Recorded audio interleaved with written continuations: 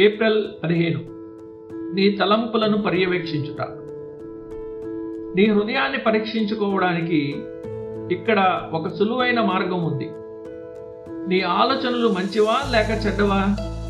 అవి మంచివైనప్పుడు దానికి కారణం క్రీస్తేనని ఆయనను ఘనపరుస్తున్నావా? అవి చెడ్డవైనప్పుడు నీవు దిగ్భ్రాంతికి లోనై ఆ అసహ్యమైన తలంపులను తరిమివేయాలని నిశ్చయించుకుంటున్నావా? అలాగైతే ఆ దుష్ట ఆలోచనలు నీ సొంతం కాదని, అవి సాతాను నుండి వచ్చినవని నువ్వు నిరూపిస్తున్నావు. చెడ్డ తలంపులే కాకుండా మన మనసులోకి రానివ్వకూడని మరో రకమైన ఆలోచనలు కూడా ఉన్నాయి. అవే పనికిరాని అస్థిరమైన వ్యర్థ ఊహలు.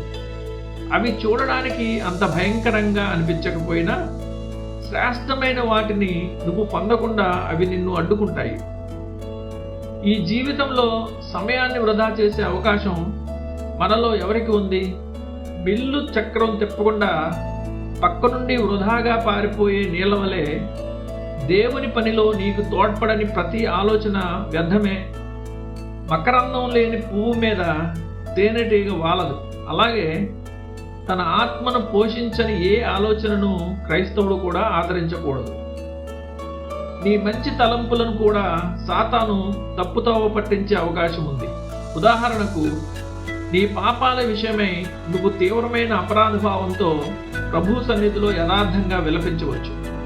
అయితే ఆ పశ్చాత్తాపంలోనే నువ్వు మునిగిపోతే దేవుని కృప వల్ల కలిగే మహిమకరమైన విమోచన వాగ్దానాల పట్ల నీ విశ్వాసాన్ని కోల్పోయే ప్రమాదం ఉంది. లేదా నీ ఆలోచనలు నీ కుటుంబ అవసరాల వైపు మళ్ళవచ్చు. నీ స్వంత కుటుంబ సభ్యులను పోషించడం ఖచ్చితంగా లేఖనానుసారమే. కానీ ఆ బాధ్యత గురించి నువ్వు అతిగా చింతించి నిజమైన పోషకుడు దేవుడేనని మరిచిపోతే అది నీ విశ్వాసంలోని లోపాన్ని చూపిస్తుంది. దేవుని సంకల్పాన్నంతటినీ గ్రహించి అనుసరించాలని మనకు బోధించబడింది. మిగతా ఆజ్ఞలన్నిటినీ నిర్లక్ష్యం చేసి ఏదో ఒక ఆజ్ఞను మాత్రమే నీకు ఇష్టమైన దానిగా ఎంచుకుంటే నీకు వచ్చే లాభం ఏమిటి?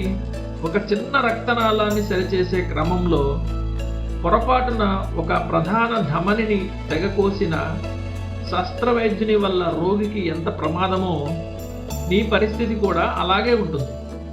అటువంటి నిర్లక్ష్యం మనిషిని వికలాంగుణ్ణి చేయడమో లేదా ప్రాణం తీయడమో చేస్తుంది. నీ ఆత్మ చాలా సున్నితమైనది. దాని సమతుల్యతను కాపాడుకోవడానికి ఎంతో నైపుణ్యం అవసరం. 1-2 ఆజ్ఞల మీద మాత్రమే అతిగా దృష్టి పెట్టి మిగిలిన వాటికి సమయం లేకుండా పోయేలా చేసే సాతాను తంత్రాల పట్ల ఎప్పుడూ మెలకువగా ఉండు.